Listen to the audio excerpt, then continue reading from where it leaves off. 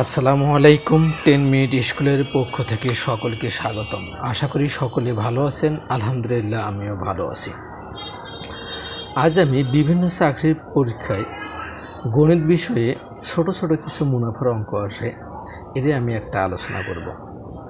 যেমন এখানটায় একটি অঙ্ক আছে, 5% হার মুনাফায় 1500 টাকায় 3 বছরের সরল মুনাফা কত? একটা, এই দুইটা, এই তিনটাকে আমরা গুণন করে দেব। 5% গুণন 150 গুণন 3। এখন এই পার্সেন্টেজটার জন্য আমরা কি করতে পারি? এই পার্সেন্টেজ যদি আমরা উঠাই দেই, তো এই পার্সেন্টেজের জন্য আমরা কি 100 আমাদের কি হবে? ভাগ হবে। এই শূন্য, এই শূন্য, এই শূন্য, এই শূন্য আমরা কাটলাম। এখন আমরা যদি গুণ করি তাহলে কি হবে? 3 15 45, 45 যদি আমরা 5 দ্বারা গুণ করি তাহলে কত হয়?